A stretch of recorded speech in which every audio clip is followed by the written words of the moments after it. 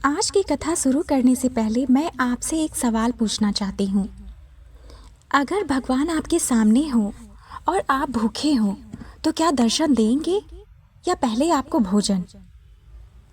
पुरी के श्री मंदिर में एक दिन भगवान ने दर्शन देने से मना कर दिया था। उस सुबह शंख बजे, मंत्र पढ़े गए, लेकिन श्री जगन्नाथ मंदिर के कपाट नहीं खुले क्योंकि भगवान बाहर किसी का इंतजार कर रहे थे। एक बूढ़ा भक्त 3 दिन से भूखा और भगवान जगन्नाथ के द्वार पर बैठा था और उसी दिन मंदिर बंद रहा। यह कहानी उन लोगों के लिए है जो भगवान से कुछ मांगते नहीं, लेकिन भगवान सब कुछ उन्हीं को दे देते हैं।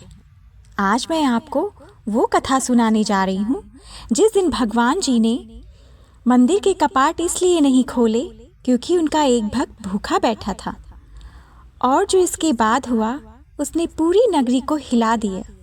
आइए देखते हैं इस कथा में। सूरज अभी पूरी तरह निकला भी नहीं था।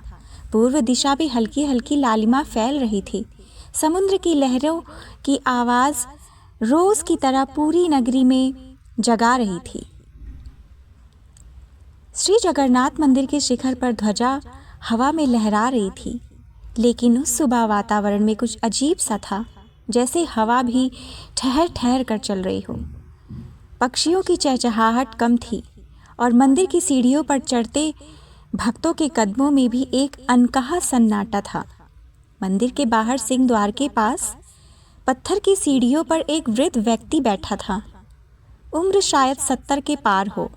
शरीर दुबला, कपड़े पुराने, चेहरे पर झुर्रियाँ, लेकिन आंखों में एक ऐसी चमक थी जो वर्षों की तपस्या और भक्ति से ही आती है।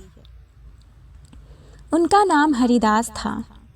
पूरी नगरी में उसे बहुत कम लोग जानते थे, लेकिन जो जानते थे बस इतना कहते थे, यह आदमी रोज आता है, चुपचाप बैठता है, दर्शन करता है और चला जाता है।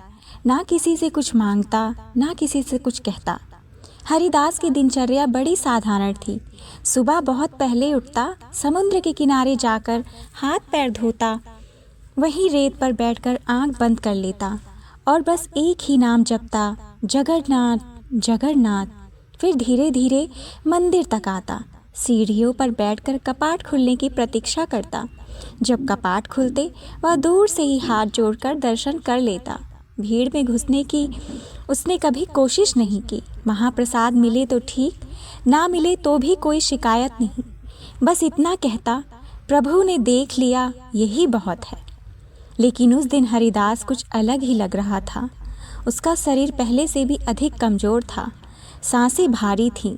पिछले 2 दिन से उसने कुछ खाया नहीं था। शरीर थक चुका था, लेकिन मन में कोई शिकायत नहीं थी। बस एक अजीब सी उदासी थी। वह मन ही मन बुदबुदाया, प्रभु आज अगर दर्शन ना हुए तो शायद फिर कभी ना हो पाए।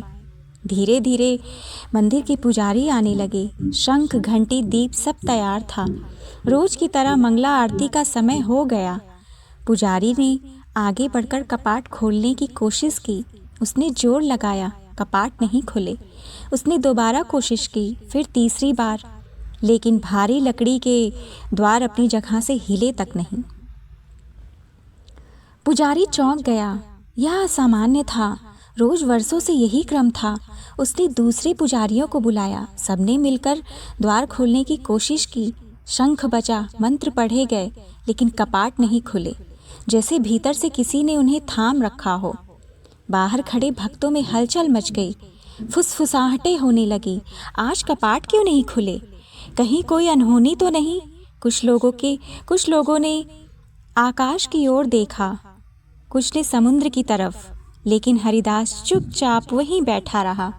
उसने सिर झुका लिया और आंखें बंद कर ली। उसके चेहरे पर ना घबराहट थी, ना प्रश्न, बस एक ही गहरी शांति। मंदिर के भीतर गर्भगृह में जगन्नाथ जी अपने सिंहासन पर विराजमान थे। बलभद्र जी उनकी ओर देख रहे थे। सुभद्रा जी भी शांत थी। बाहर की सारी आवाज़ें भीतर तक आ रही थीं। शंख, मंत्र, लोगों की बेचैनी। बलभद्र जी ने धीरे से कहा, लाला आज कपाट क्यों नहीं खुलवा रहे? जगन्नाथ जी का मुख गंभीर था। उनकी आंखों में करुणा थी। उन्होंने धीमे स्वर में कहा, दाऊ, क्या तुमने बाहर देखा? मेरा एक भक्त 3 दिन से भूखा बैठा है। वह रोज आता है, कुछ मांगता नहीं।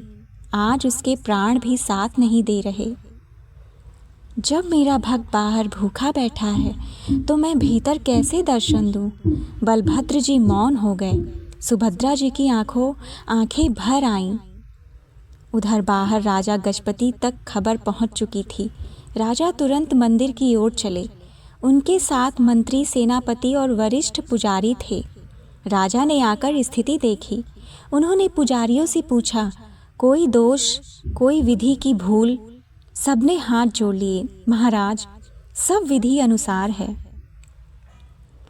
राजा कुछ सोच ही रहे थे कि उनकी नज़र सीढ़ियों पर पड़ी जहां हरिदास बैठे थे।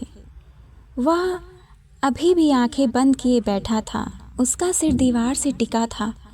सांस बहुत धीमी थी। राजा को अजीब सा लगा।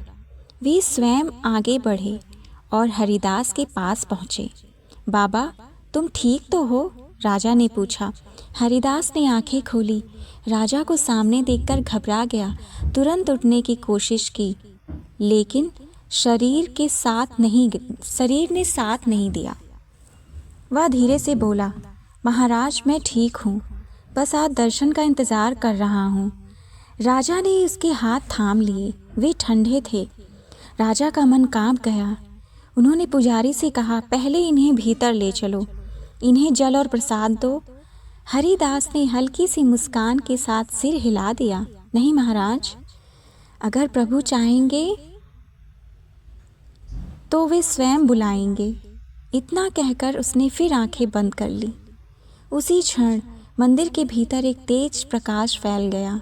घंटियां अपने आप बज उठीं। कपाट के भीतर से ऐसी ध्वनि आई जैसे लकड़ी खिसक रही हो, और देखते ही देखते बिना किसी प्रयास के सिंह द्वार अपने आप खुल गए। भीड़ स्तब्ध रह गई। राजा के रोंगटे खड़े हो गए।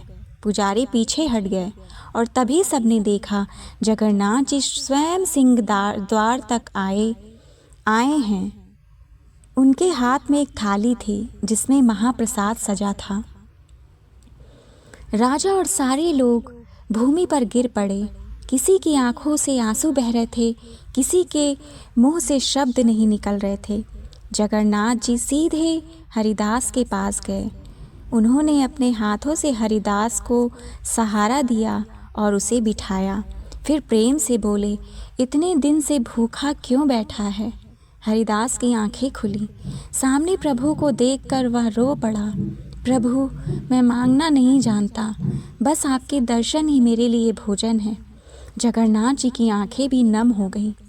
उन्होंने अपने हाथों से हरिदास को महाप्रसाद खिलाया। हर कौर के साथ हरिदास का चेहरा खिलता गया, जैसे वर्षों की थकान उतर रही हो। पूरा मंदिर सन्नाटे में था। कोई मंत्र नहीं, कोई शंख नहीं, बस भक्ति का मौन। जब हरिदास ने प्रसाद पूरा कर लिया, उसने प्रभु के चरण पकड़ लिए। नाथ, अब मुझे और कुछ नहीं चाहिए। जगन्नाथ जी ने उसके सिर पर हाथ रखा। तू रोज मेरे लिए द्वार पर बैठता है, लेकिन आज मैंने तुझे अपने हृदय के द्वार खोल दिए। इतना कहकर एक क्षण में जगन्नाथ जी अंतर्ध्यान हो गए। कपाट फिर सामान्य रूप से खुल गए। पूजा विधि आगे बढ़ी, लेकिन किसी का मन पूजा में नहीं लग रहा था। राजा ने जब हरिदास की ओर देखा तो वह शांत बैठा था। उसकी सांसें बहुत हल्की थीं। कुछ ही क्षणों में उसका सिर एक ओर झुक गया। चेहरे पर वही हल्की मुस्कान थी। राजा समझ गए। उनकी आंखें भर आई। उन्होंने कहा, आज इस भक्त ने प्रभु को पा लिया। उस दिन के बाद पूरी नगरी में यह कथा फैल गई। लोग कहते हैं उस दिन मंदिर के कपाट किसी लकड़ी या कुंडी से नहीं, बल्कि एक भूखे भक्त की पीड़ा से बंद थे, और जब प्रभु ने अपने भक्त को तृप्त किया तभी कपाट खुले। आज भी जब कभी मंदिर में देर होती है तो पुराने पुजारी बस इतना कहते हैं, शायद आज कोई हरिदास बाहर भूखा बैठा हो। जय जगन्नाथ। अगर आपको लगता है भगवान सच में भक्तों की सुनते हैं तो कमेंट में जय जगन्नाथ ज़रूर लिखिए। वीडियो पसंद आई हो तो इसको लाइक और शेयर ज़रूर करिएगा और चैनल को सब्सक्राइब ज़रूर करिएगा। मिलते हैं एक नई कथा के साथ। जय जगन्नाथ, जय जगन्नाथ।